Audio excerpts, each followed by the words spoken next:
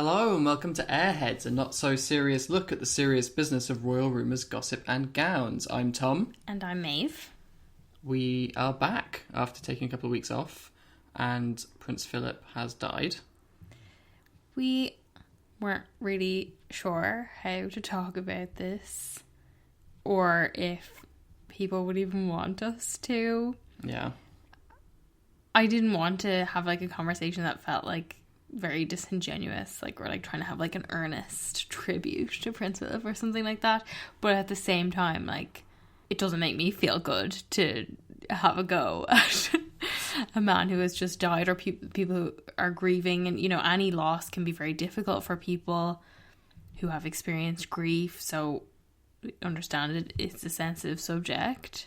Yeah, we asked you guys who follow us on Instagram whether you wanted us to talk about the funeral at all, and most people did, so that's why we're doing this episode. We're also going to be releasing another episode at the same time, which is our Barely Regal Culture Catch-Up. So if you don't want to listen to us talk about Prince Philip and the funeral and the run-up to the funeral, then you can just skip this episode and go straight to that.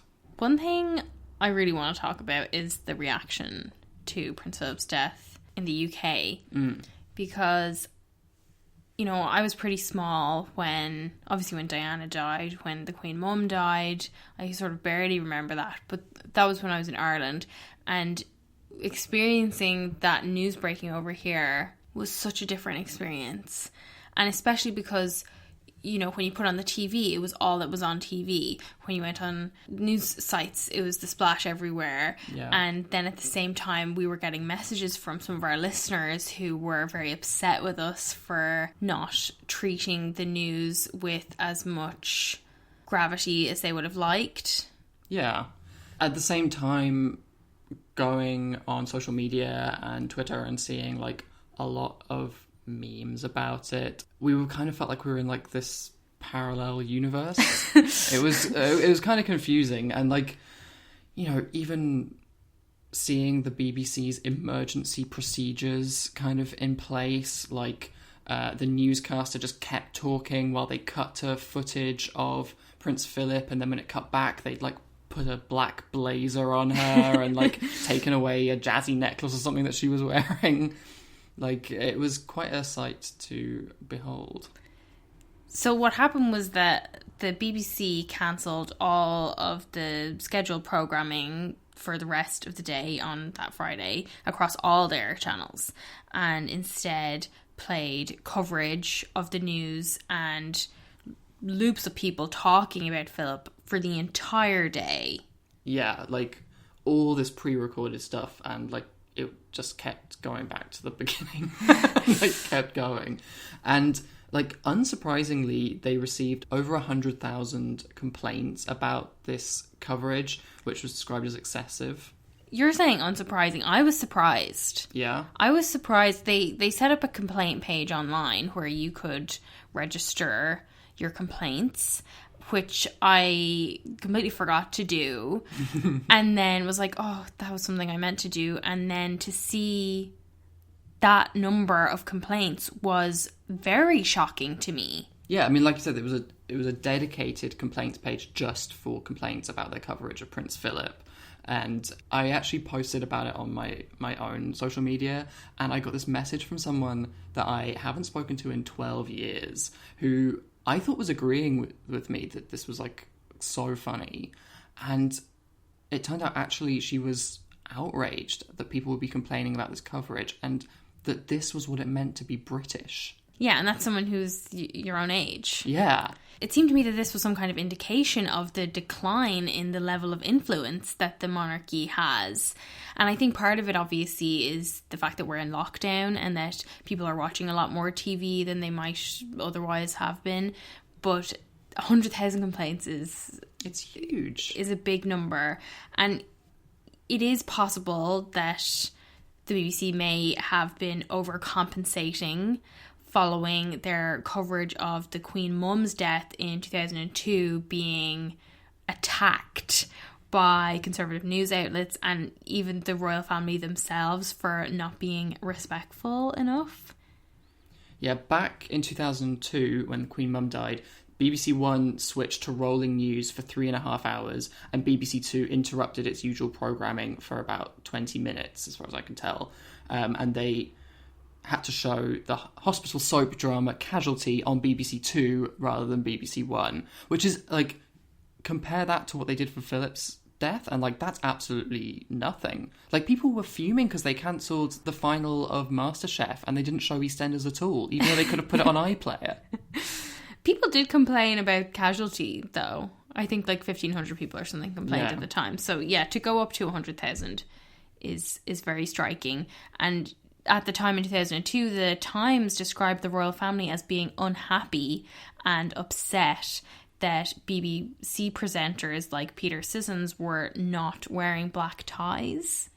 Yeah, these kind of details that they didn't like, and all this came through in the reporting from the Telegraph and the Mail, as well as the Times. So I guess the Beeb this time round may have felt like they owed it to the nation to be giving as much deference as possible. But an Ipsos survey at the time of the Queen Mother's death actually found that 64% of the public thought that the BBC's coverage was about right. So really the complaints were coming from, you know, right-wing news outlets and the royals rather than the people, which makes me think that if the BBC have been overcompensating, it's really because they care a lot about what those people think rather than the general public. Last week, a YouGov poll found that while 32% of the public here think the coverage of Philip's death has been about right, 57% think it has been too much. That's such a massive swing from the numbers after the Queen Mum's death. And I think the BBC will kind of take note of that. Over the last week, we've seen so many special tributes and supplements and gushing columns about Philip. There were a surprising number that seemed to be doing complex mental gymnastics to cast him as an unlikely feminist hero. That was in the Telegraph. The Guardian had an opinion piece on how he defined a new kind of masculine ideal because he stood behind the Queen. I mean, it is worth remembering that the alternative to him, like, knowing his place and standing behind the Queen would have been, committing treason? Like, it kind of felt like we were praising him just for not staging a coup. Yeah, and in Parliament, they had 7.5 hours of tributes to Prince Philip, including our favourite, which was from the former Prime Minister Theresa May, who shared that Philip once wore a black tie to a black tie event because that's just the sort of guy he was. Yeah, that was so funny. She told it in such a long and convoluted manner, and basically was like, even though he was only going for a short time, he still dressed appropriately. Like, oh my God. But members of the House of Lords were able to claim a £162 attendance allowance just for making a remote tribute to Philip over a video call. Or if they went in person, they'd get their usual £323 for making an appearance in Parliament. Just for a Zoom. That is pricey, especially when you compare it to the statutory sick pay in the UK, which is only £96.35 per week. And job seekers allowance, which is £74.35 per week. Like, these guys are raking it in for a fucking Zoom call. Yeah. In the middle of a pandemic. That's what they're spending the money on. Gross. We were walking around where we live the other day, and I was so startled to see that one of those like LED, the electronic billboards, suddenly switched to this huge black and white picture of Prince Philip. Yeah, you've probably seen pictures of like these billboards over London and other places in the UK. They're absolutely everywhere, and they are like so jarring. Yeah. Something that I found really funny as well was that the National Rail website changed to black and white as a mark of respect, but this made the train timetables really hard to read, so they had to change it back. Funny, oh my God. There was like tweets from National Rail employees being like, yeah, sorry, I find this really hard to read as well. It's just ridiculous. It's like something out of the thick of it or something. Yeah, like, it's yeah. amazing. All of this stuff just became like way too much for people, as the complaints show, and it became a kind of running joke, I felt. And I was thinking, like, if I was actually the kind of person who really felt like Philip needed to be commemorated and taken seriously and paid tribute to, I would be really annoyed that they went so overboard that it created this, like, backlash. Yes. And, you know, you would think, given how much we've heard about Philip's great modesty and how he was no fuss, he didn't want a big state funeral, he wanted a much smaller military-style funeral, this would seem like not his style. Yeah, definitely. And, you know, quite apart from whatever his own wishes would be, it's in really poor taste, I think, to be making a huge deal out of this one death, a way bigger deal out of this one death than has been made out of the, like, more than 127,000 people that have died in the UK from coronavirus over the last year. Like, we haven't had, you know, EastEnders cancelled for that, but apparently Philip warrants it. So I can see why a lot of people were annoyed about that. Obviously, a lot of people complained about it, but I do think it emphasises that there is a genuine feeling among some people in the UK that the royals are more important than ordinary people, which is obviously the very definition of monarchy in the first place. Yeah. But that is the effect that having a monarchy, even one that some people claim is purely ornamental, has on that country. Yeah, definitely. I want to talk a little bit about the run-up to the funeral. Yeah. Because, I mean, I don't know what I was expecting, really, but it certainly wasn't a prolonged debate about military uniforms and what everybody was going to wear. And who was going to be walking next to who. Yes, and all of the stuff about Harry and Will's rift being front page news for, like, the whole week. Yeah.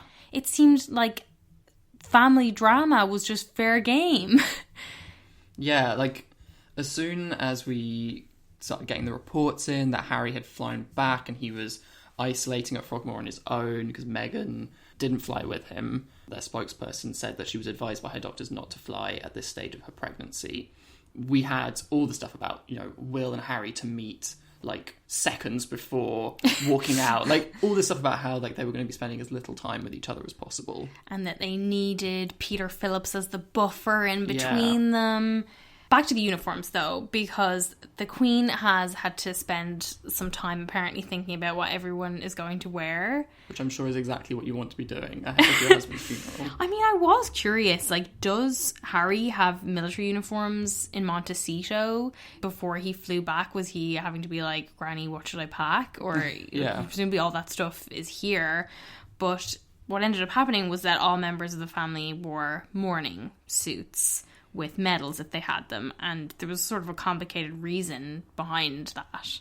So the kind of first reason that you really get in the press was that Harry would have been the only member of the family who was in civilian dress because he no longer has his honorary military appointment and he's not a currently serving member of the military. So as a former captain with the Household Cavalry, he would be entitled just to wear a suit with his medals rather than wearing a military uniform. And on the face of it then, the courtier's concern was that Harry would have felt embarrassed by this. And that it would have been potentially embarrassing for the rest of the royal family to have one of the only members that has actively served not permitted to wear a military uniform while the rest of them are wearing their Halloween costumes. Well, what I found interesting was that Christopher Joel, who's the regimental historian of the Household Cavalry, said that Harry would have been perfectly entitled to wear his Blues and Royals uniform with the permission of his commanding officer, which in this case is the Queen. So he could have worn his number one dress ceremonial uniform rather than the frock coat, which is the one that he wore to his wedding. At a ceremonial funeral, ceremonial dress is usually worn, and in the end, he said, it's all down to the Queen. She is the fount of dress codes. Yeah, there was this kind of conversation going on all week about how the poor Queen has to be worrying about this when presumably Philip would have loved everyone to be wearing their military uniforms, to which you would say, well, it's all down to the Queen. So if Yeah, she wanted to obey Philip's wishes, she could have said, okay, everybody can wear your military uniforms. Yeah, she absolutely could have made it happen. But I think the decision becomes like a bit clearer when you consider what Andrew was up to in that week. So, as the Telegraph noted, a row had also broken out over the Duke of York's demand to go as an admiral, despite his promotion to that rank being deferred after he stepped back from public duties in November 2019 over his relationship with the convicted paedophile Jeffrey Epstein. That phrasing is so funny. Like, he demanded to go as an admiral for Halloween. Yeah. But like you're saying there, he hasn't actually been given that promotion yet. But according to the Telegraph, he had already instructed his tailor to start putting on all the extra stripes and tassels and everything. It's so ridiculous. And, like, doesn't it just seem like the most Andrew thing as well? Yes. So in character. But he must have had to cancel that order because the decision was made that they were all going to wear the morning suits with medals instead. And it's very rare for the royals to not wear their uniforms for big events like this. And I have to say, this big public discussion about the whole thing is very messy and totally mortifying. Yeah, and it should draw attention to the fact that the rest of them just have these honorary costumes. Yeah. And why are they wearing them in the first place? I think once you start unravelling that, though, the whole thing comes just, like, apart when you start questioning their, like, honorary admiral ranks and stuff. But we were surprised last week, like you mentioned earlier, about, like, how openly the focus was on Will and Harry's relationship and their reunion. Like, the press weren't trying to hide the fact that this was the main thing they were interested in. Yeah, or like, you know, out of respect for the Queen, not to talk about the really juicy, gossipy side of it. Yeah. No, it was everywhere. It was constant, the coverage. What really struck me was how much coverage there was of the statements that Will and Harry each made about Philip and comparing the style of each statement. You know, I felt incredibly naive when I read it and didn't really get a sense of like, ooh, this is shady. And then to be reading news reports that were like, this was widely interpreted as a naked dig at his brother or whatever. Yeah, like, I think, read Will's statement in particular with quite a cynical eye, but I was really not sure if I wanted to talk about that or if we should talk about it on the podcast. Like, we're not interested in policing or comparing people's grief, obviously, but you know, after the press went so hard comparing them and, you know, talking about how Will had this emphasis on duty, getting the job done and supporting the Queen, like, it kind of did start to take on the qualities of a press release to me rather than a statement. Yeah, to talk about what's in the statement. Yeah, so he had this line about how Philip showed Kate so much kindness, and that really read to me as, like, a comment on how to be accepted into the family, and then he ended with this line, Catherine and I will continue to do what he would have wanted and will support the Queen in the years ahead. I will miss my grandpa, but I know he would want us to get on with the job. Yeah, and that's kind of the key line that kept appearing and being repeated everywhere. Yeah. And, I mean, I can't help but agree with what the Sunday Times said about it being a dig at Harry, because that is how I interpreted it. Harry's was a lot softer than that, though. I'm going to have a hard time reading it, these quotes. But he was emphasising the human nature of Philip and the jokey relationship he had with him. He called him a legend of banter and a master of the barbecue. It's obviously a lot more lighthearted, and he thanked him for always being yourself. Again, like, not so much a dig at anybody else in the family, but that quality, like, to pick out that quality of always being yourself seemed like a very good one for Harry to be focusing on, because, you know, obviously that seems to be what he has prioritised over the last year or so. Yeah. It is understandable that they would take quite different approaches to this kind of thing. Obviously, they have very different paths now in life, and, you know, you can make up your own mind how much these statements are in dialogue with each other. But what was very clear from all of this was how much the UK press and the UK public are fascinated by the relationship between the brothers. And in America as well. It was all anybody was talking about in relation to this funeral. Yeah, and as if just the concept of them meeting again wasn't enough, there was really forensic discussion about who was going to be walking next to each other in the procession, so that everyone could then take from that, an analysis of what it means for their relationship. We all had our Judy James hats on. The Daily Mail graphics team put together a really hardcore diagram of the formations the procession would take to ensure Will and Harry never had to stand next to each other. It was mad. And I think that the answer to that is that the procession was done in age order, and that's why everyone came kind of where they did. And certainly, now that we have watched the funeral and seen the interactions afterwards, we could maybe infer from that there wasn't a demand from either Harry or Will that they weren't to be standing next to each other at any point. That, like you mentioned, the forensic analysis, though, was so funny, in particular about the procession behind the coffin. Sorry, it feels really weird to say that was funny, but it was very odd to hear people talking about how Peter Phillips was walking half a pace behind them, presumably to allow them to interact. And it's oh, you think they're just going to be having some kind of banter as they walk behind their grandfather's coffin? You freaks! Nobody was interacting with anybody in that procession because it was a funeral procession. It was just so absurd. But after the service, they did have a very visible interaction.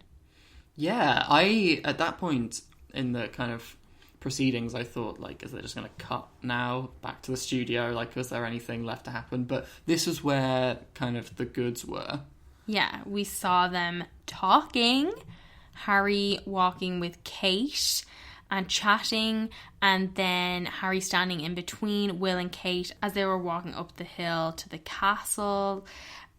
And there was then another overhead shot of just Will and Harry together in conversation. A lot of overhead shots of bald men. Very unforgiving angle. In this funeral, it was very clear the genetics was strong. It does feel weird to be sort of poring over footage of the royals at a family funeral, but I think that this was very purposeful. This was a deliberate move. The royal editor of the Daily Mail, Rebecca English, tweeted, "It was an impromptu decision by some of the family to walk back to the castle. There had been state cars waiting for them. It did afford the cameras a chance to see William and Harry walk back up to the hill to the castle together, however, talking." Yeah, and I think this was a smart move in some ways. It gives the people what they want. Everyone's been talking about their relationship, not just in the last week, but over the last few months, over the last year. So it kind of did give people a bit of hope. I think people who want to see their relationship on better terms can take from this that they're at least speaking to each other. And I think it is a mature move. After the Commonwealth service last year, we were really unimpressed that they couldn't even couldn't even ham it up for the cameras for 2 seconds.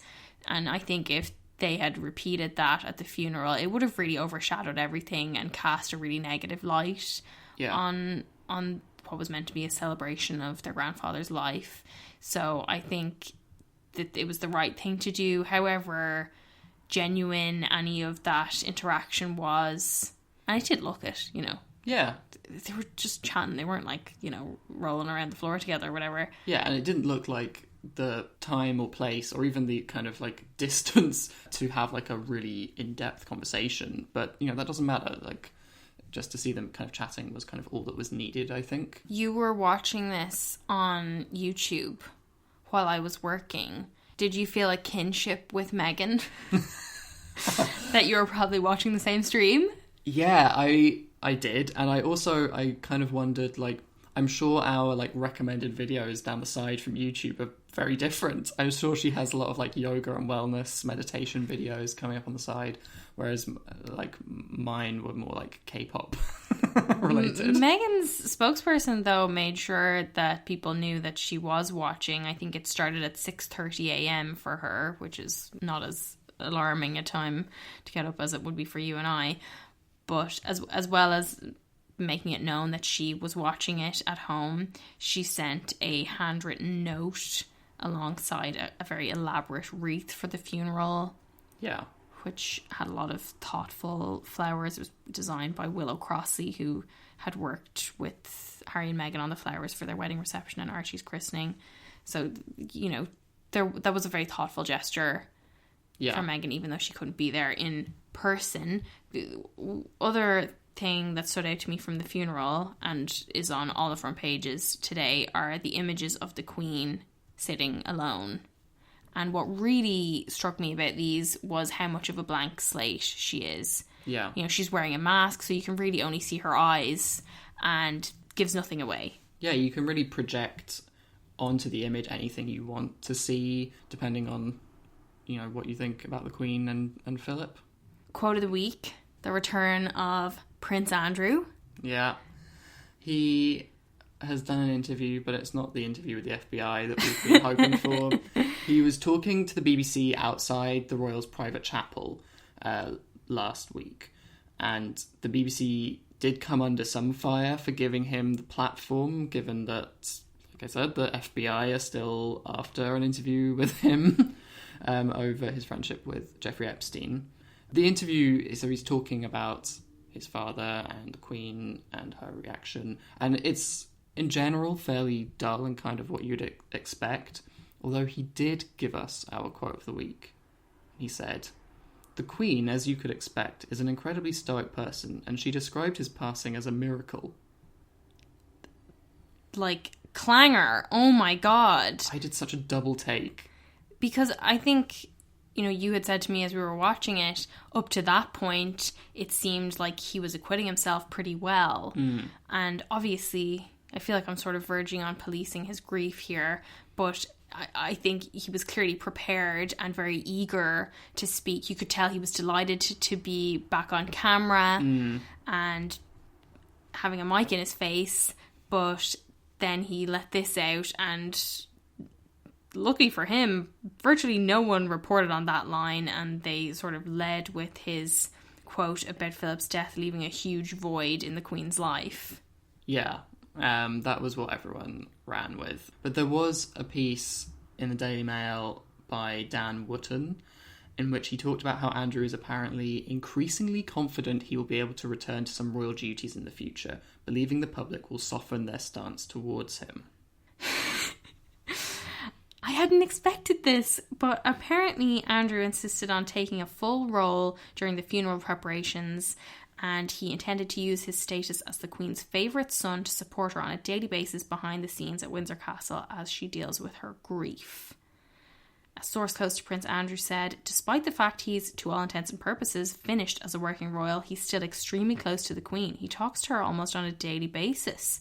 He will be extremely supportive to her in the coming days, weeks and months. He's still her favourite son, despite all the problems. He'll be right there for her at this darkest hour.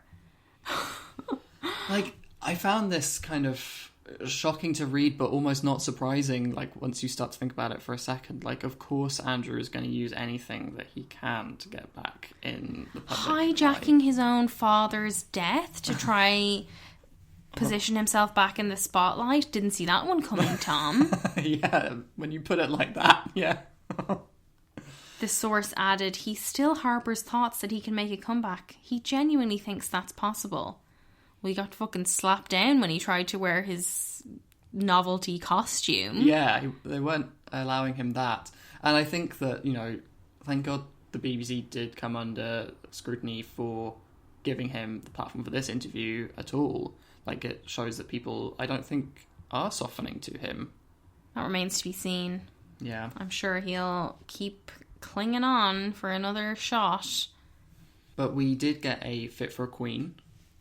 Oh yeah, I wanted to talk about what Kate wore to the funeral. It was a black Catherine Walker coat with big asymmetrical bow at the neckline over a Rula Murray dress with an asymmetrical neckline that she's worn before. And I thought this was stunning. It was so dramatic. It was so bold. It was much more of a flourish than I had expected. Yeah, I guess she had to kind of steer clear of her more military-inspired outfits that we've seen her wear to things like Remembrance Day. She likes an epaulette and stuff like that, all in black. So yeah, this was, like you say, a lot more daring than I had thought.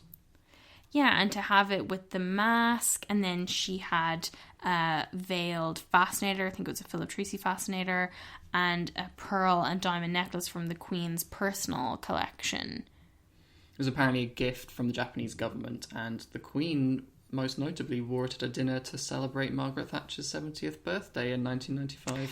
Well, Kate also wore it to the Queen and Philip's 70th wedding anniversary dinner 4 years ago, so that's probably a nicer one to refer to, Tom. Yeah, so it was a tribute to Philip. But, you know, it was her first royal funeral, and I was interested to see what she would wear, and I like that she went big. Yeah. It's good, especially as we've been talking recently about how we don't get a lot of, like, big royal fashion moments at the moment. Yeah. What about first in line? I would go with Kate again, and I think it comes down to this overwhelming narrative the past few days, and particularly this weekend, of Kate as peacemaker. Yeah. The Telegraph had a piece earlier in the week with a royal source saying that Kate would act as the peacemaker, bringing Will and Harry back together. So she basically got the credit for them chatting as they walked back from the chapel. The Sunday Times has reported that Will has also called Kate a peacemaker, and I just feel like with this title and giving her credit for this, it's just more of the same. Like, Kate always gets credit for doing nothing, or at least doing work that is so far behind the scenes that it's impossible to prove that she did anything at all. What was notable to me about this, I think, was when you look at this in light of Meghan's absence, the sort of peacemaker tag really frames Kate as the one bringing the brothers back together after Meghan drove them apart. So it does give people another way to pit Kate and Meghan against each other. Yeah, and I was worried when I saw the, image of the three of them walking along chatting, that it's a very easy one for people to pick up and say, remember the good old days. Yeah. So I really hope that, if this is the two couples kind of healing this rift, that they pay attention to that and try to make it clear in some way that they are all healing the rift. They are all on good terms now. But back to Kate specifically, as I was saying, it was her first royal funeral, and I feel like it must have been quite a nerve-wracking occasion, given she was on her own for most of it. And I thought she looked really confident, and, it helped that she had that very dramatic outfit. Obviously, we're coming up to the 10th anniversary of her wedding, and it seemed really evident to me that she has come so far and grown into her role. She's a lot less nervous or hesitant. She's not relying on William. She can go into the chapel on her own and sit on her own without sort of fidgeting. I mean, yeah, but also, every time the things we congratulate Kate for are the things you congratulate a child for doing.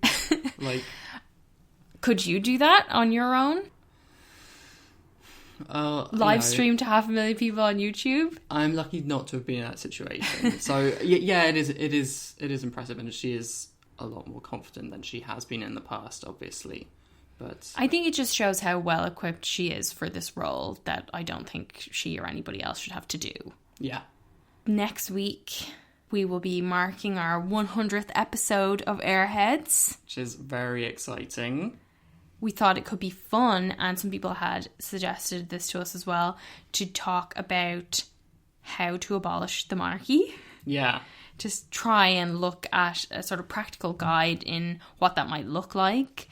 And obviously we're just two fucking dummies and there's only so much that we can actually figure out about how it might work. But we thought if you guys had any questions about particular aspects, please send them to us, because we thought it would be an appropriate way of marking this milestone for our stupid little podcast.